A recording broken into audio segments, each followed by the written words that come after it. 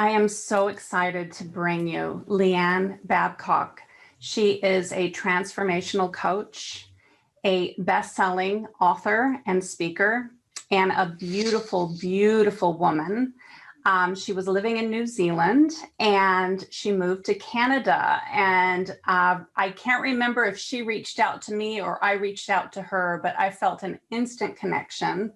And I just knew that we were aligned. So I'm so excited to bring her to share her wisdom with you today. So great to have you here, Leanne. Oh, thank you. Thank you so much for inviting me, Schamet. Yeah, I kind of feel like we've had similar backgrounds and, we resonate together. So thank you for inviting me and for hosting this. This is amazing. Yeah, you're welcome. You're welcome. So exciting. Oh, I know you've been doing some incredible work in Canada, and I want to hear all about it. And, with this summit in particular, we're talking a bit about the goddess and what that means. And so we'll start there. Like, what does the word goddess mean to you in particular? Mm. So goddess for me is sacred feminine, feminine leadership. This is really what is awakening right now on the planet. We have for, so many generations and lifetimes, the feminine spirit, the goddess is being suppressed. And it's interesting because when I was living in New Zealand, which is where we were supposed to meet, but we had crossed paths just as I was leaving New Zealand, and we found each other. But I lived there for most of my life, 29 years, and I started up my business, coaching and training, and I worked with men and women, pretty 50-50, and when I arrived here in North America, so in the last 3 years, and I was just really drawn here, very strong, intuitive calling to come here, I felt so drawn to work just with women. And it's, it's as if the goddess is calling, the feminine spirit. She has been crushed for long enough, and has been rising gradually. And I think this is all part of like the great awakening that we're in right now. This is a fantastic time for us to be living in. It's been happening gradually. Like I remember, oh my goodness, like I used to do courses on intuition development like 30 years ago, and you would say the word intuition and spirit guides, and there would be a following of a few people. Right. But there were a few. So we were beginning. And now it is almost common to say, intuition and inner wisdom. And, our consciousness is expanding. And, particularly with, the physicalness of it too, with the pandemic. So it's right in our face. People are being forced to confront their own themselves and their own awakening.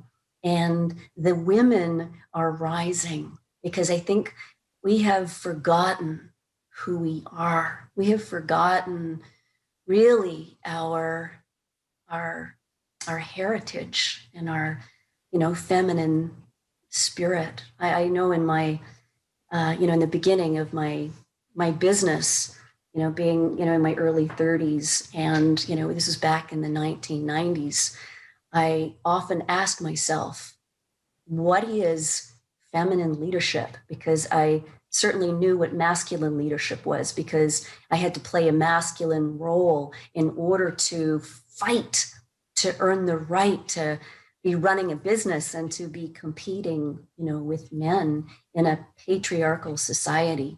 And, so it's also been my own journey of waking up to what the goddess is, what the feminine spirit, feminine leadership, and feminine power is.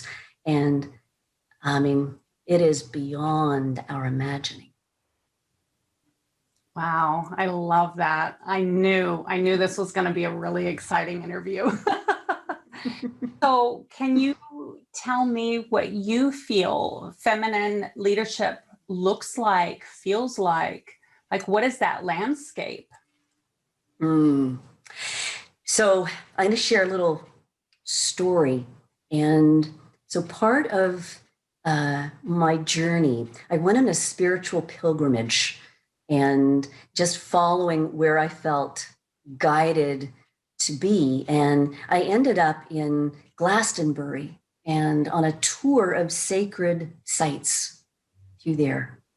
Now, I'm not particularly a tourist. I'm just completely guided by, if there's a spiritual or personal development program or, sacred sites. And that's how come I was there. And I remember the tour guide saying, all right, so today we're going to go and visit a sacred site that has feminine energy. And tomorrow we're going to go visit masculine energy. And I was in that inquiry at that time. What is it? And totally paying attention. So the day we visited the sacred site of the feminine energy, there's 60 of us. We all pile out of the bus and we enter this forest and everyone just automatically hushes. Like we'd all been blah, blah, blah on the bus. And it's almost as if something in the forest had said, shh, time to slow down. We could hear the padding of our feet as we walked, and we were heading to a well. And when we got to the well, there's part of my mind going, oh, this is just like a little hole with water in it, and there's a bunch of leaves everywhere. What's the big deal, right? So there's the constant chatter of judgment. But then there's another part of me that was really tuned into something sacred. And I closed my eyes just to feel the place. And then I could hear this beautiful voice. Somebody in the group was just humming. And I thought, I would just love to hum. And then my head's like, no, don't do that. You're going to be, you're out of tune. It's going to be, you're going to make a silly, ass out of yourself. And, so, but I held back and then until I could no longer. And then I just let myself hum really quietly. And then I noticed that my notes were kind of dancing with her notes.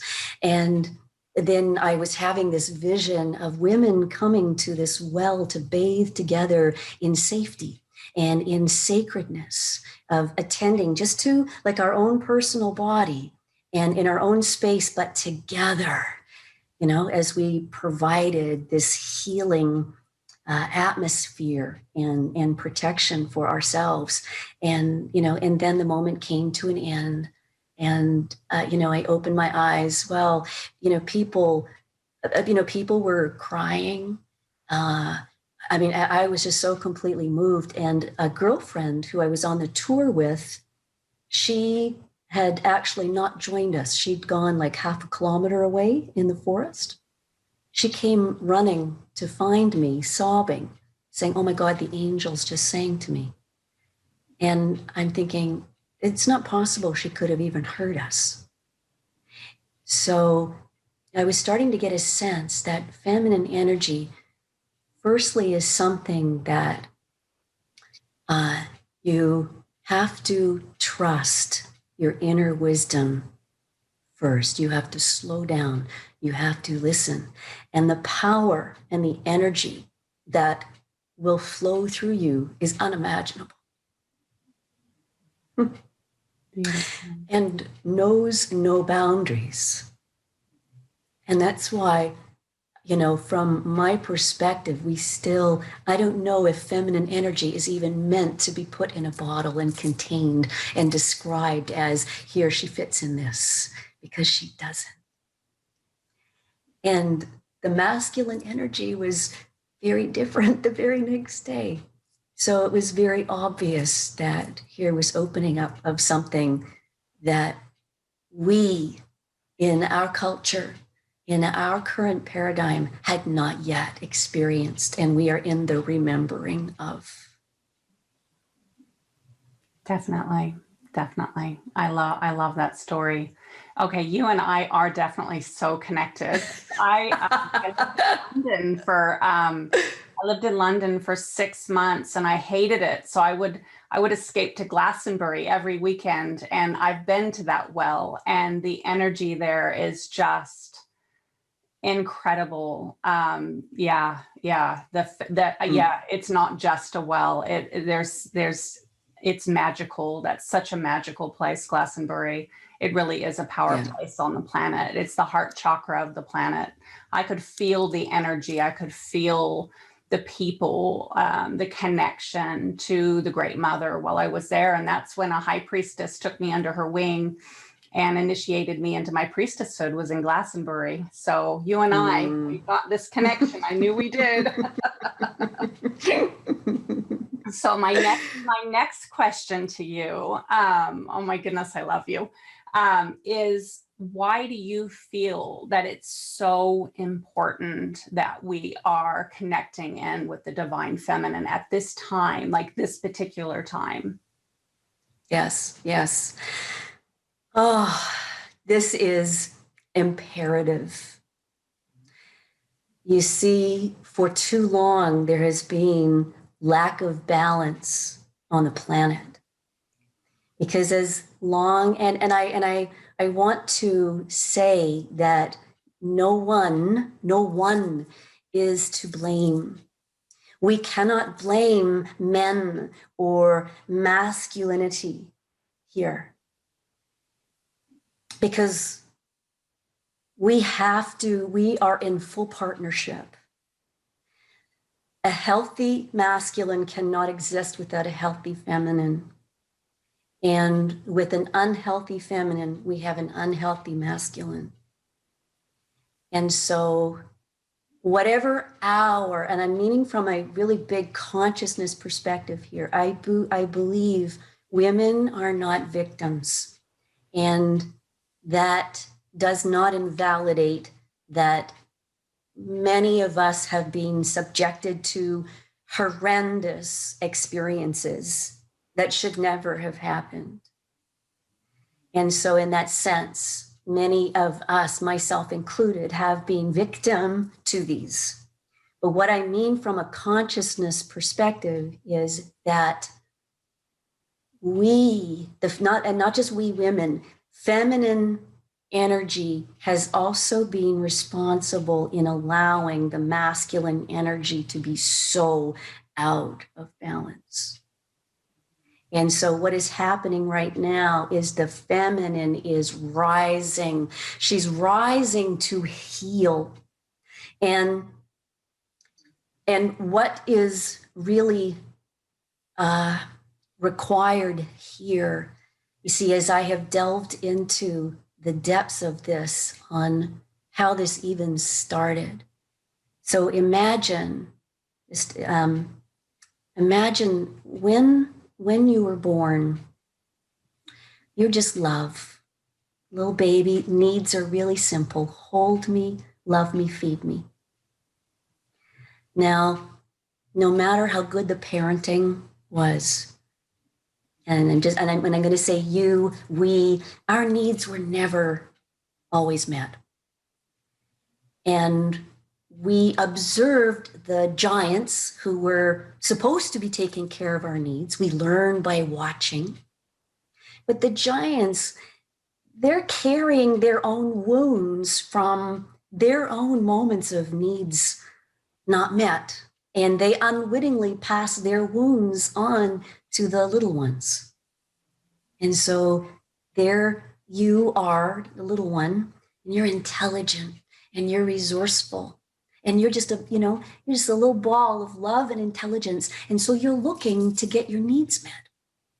Now, in that looking and you're unable to meet your needs, you start to make decisions.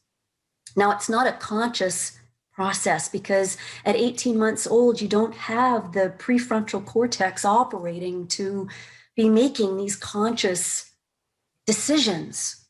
And so it's more even on a cellular level that we begin to, because we're trying to make sense of the meaning of this, trying to understand the world around us, and we want to make sense of what's happening. And so we begin to make decisions like, oh, I'm not important, because clearly if I was important, my needs would be met. Or I don't matter, or I'm not good enough. Like, can you get from an 18-month-old? It would totally make sense.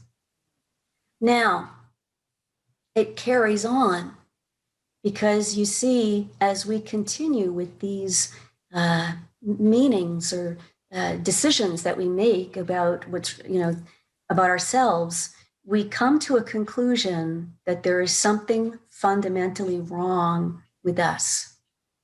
You see, because if there wasn't something fundamentally wrong with us, our needs would be met. Well, of course. And because we're also very clever at, trying to figure out how to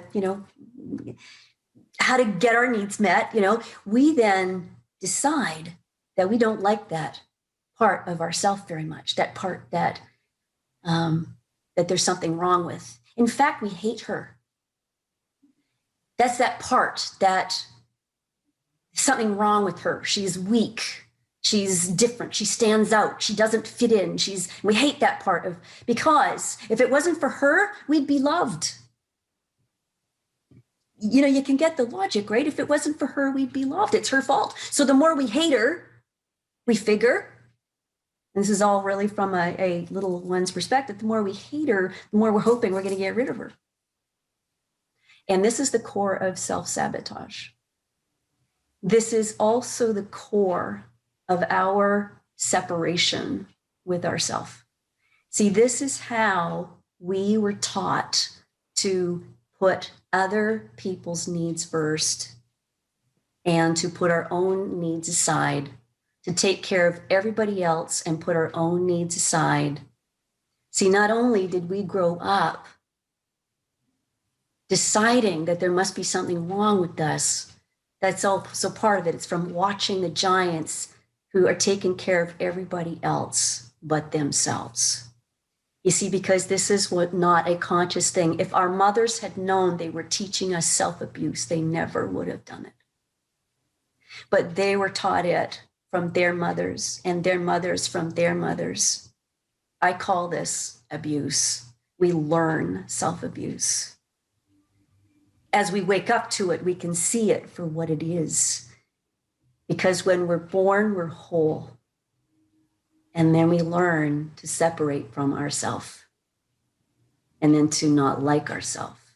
And so the journey of healing the sacred feminine and restoring the goddess to her power is the healing and the mending of our relationship, our sacred relationship with ourselves.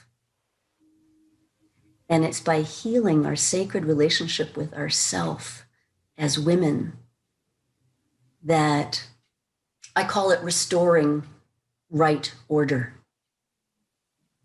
Because, and this is the core of my work, as a woman restores right order within herself and claims herself first in her relationships, everything else falls into place. Your relationships fall into place. Your business falls into place. Your money falls into place. Everything. I love that. I love that so much. That makes so much sense to me. Thank you. That was beautiful. You're welcome. Yeah. Yeah, it's a big piece, isn't it? So in your work, you say that's the core of your work.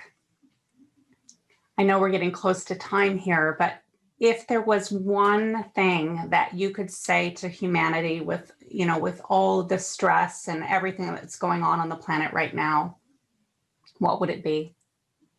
I know, big question, right? And there's one thing, and it's slow down and listen to your inner wisdom. It is what will guide you. It is what will guide us through this. There are so many channels of information of, oh, I know the truth, and the news and the media, and it is confusing and it's all in your head. But when you get yourself out of your head of trying to figure out what's right and what's truth and what isn't, and you come into your heart is not confused. There's never confusion in your heart. And when you come into your heart and you listen, and you slow yourself down, your inner wisdom, we are naturally connected with energy that flows through the earth, it's that our hearts resonate with the electromagnetic energy in the earth, in Mother Gaia, right? So we're completely connected with the earth, but it's also the same energy that flows through, the cosmos. And so we as beings as consciousness and, beings of connected with all things, it's natural for us to pick up on the energy around us. This is also intuition and how your intuition works. So by listening to your own inner wisdom, do that by meditating, slowing down, walking in nature. You will find your way. You will find your answers in this time of so much dishevelment of the old. Thank you. That's really powerful. And so before we were talking, you said that you're going to make some amazing offerings for everyone that signs up for the All Access Pass, because I'm wanting more of you. I know everyone else is going to want more of you. And I love what you're going to offer. So was hoping you could speak a little bit about that as well. Yes. So I'm offering a 90-minute live session. And it's a wee taster from a 6-week course that I offer called Love Yourself to Pieces. And we're going to do some work right there in that 90 minutes. We're going to do some work in helping you restore your relationship back to wholeness.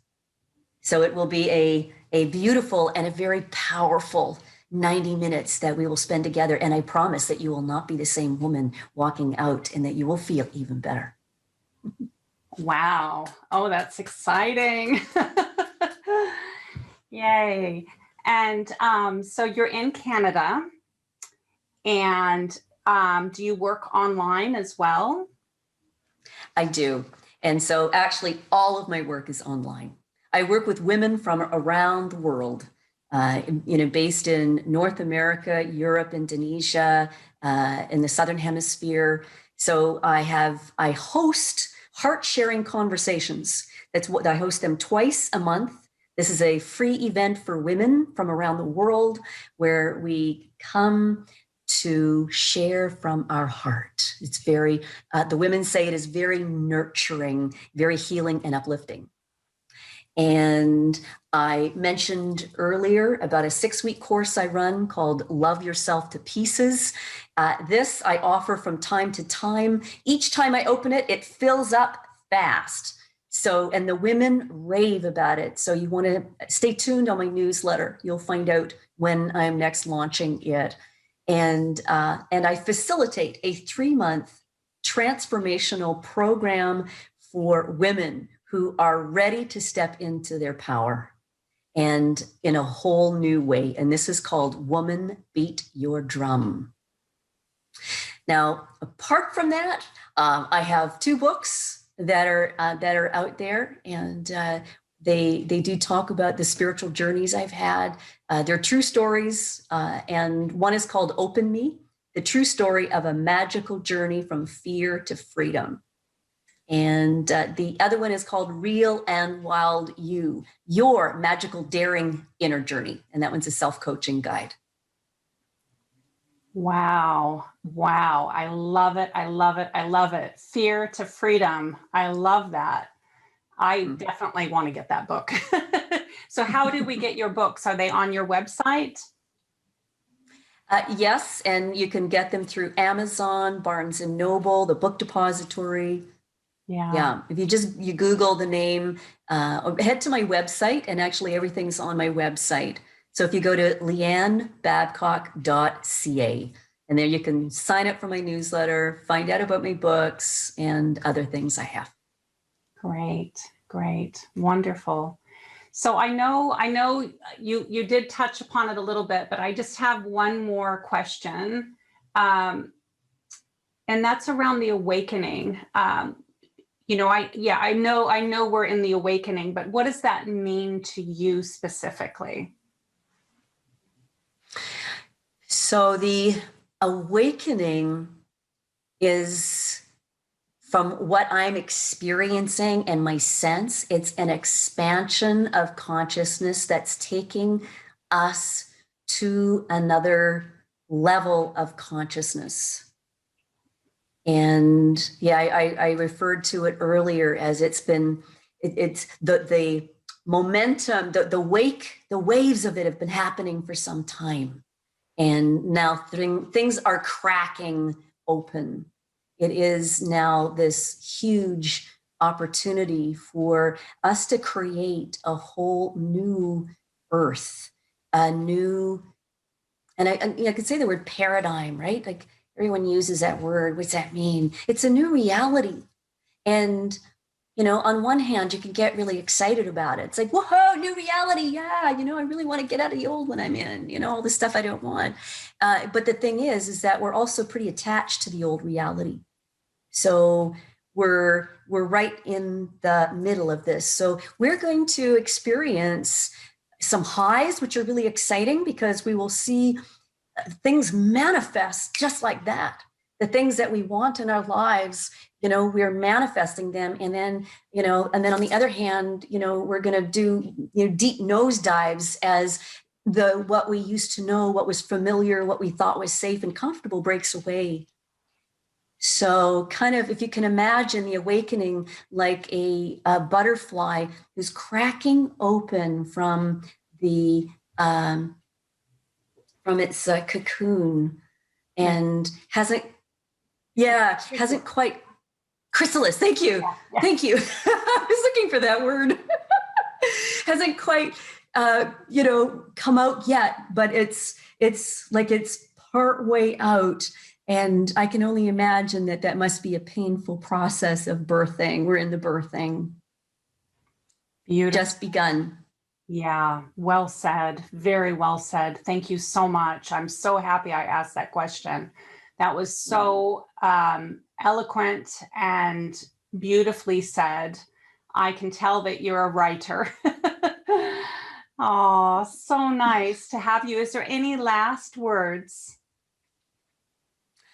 I want to thank you. Thank you for bringing this to so many people and to bringing together people, so many people to just share their voice and their magic and their messages in the world. It's almost like, this divine, I'm seeing this image of a teapot and this divine brew of tea, of herbal tea, as you bring together all these, wonderful people, as the leaves release their messages into, the water to make this delicious, soothing, healing tea, you bring together all these, wonderful speakers and healers to share their message then out to, for healing and for insight. So and the effort it takes to pull together something like this, bless you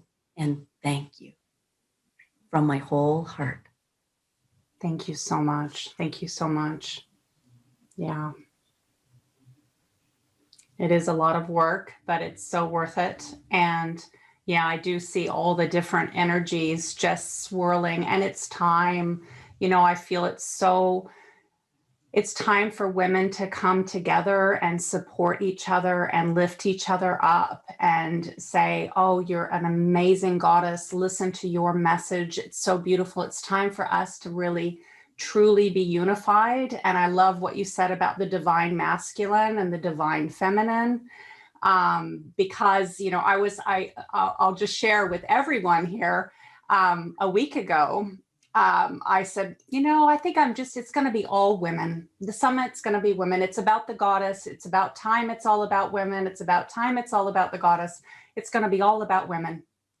And then a series of things happened in my day that day that showed me very clearly Spirit was talking to me and said, no, this is got to be about men too. We can't leave them behind. And so I love what you said about healing the divine masculine and the divine feminine, and that no one is to blame. And I love that because it's so important. And that very day, I got an email from one of my favorite people, Neil Donald Walsh, Conversations with God. And he said, yes, I'd love to be on your summit. Well, that was a good answer from the divine masculine, because he is the divine masculine for me. And I went with him to Egypt in 1999 to pray and meditate for world peace. And so and I don't know him personally, but I feel like I know him on a soul level. There's a connection there. And it was like a full circle that just went around and went, okay, yeah, actually, this is time for us all to heal the divine feminine and the divine masculine. And that actually the goddess is truly masculine and feminine, and it's representational of the earth as well. So I love everything that you said today. Thank you so much. It was so beautiful. I'm so blessed to have you part of the summit. Oh, thank you, Schamet. It's been wonderful. Thank you so much. Yeah. And so everyone that's watching this right now, definitely sign up for the All Access Pass, because I know personally, I want to do this 90-minute, an incredible transformational journey with Leanne. And thank you so much. Thank you so much. Good night, everyone.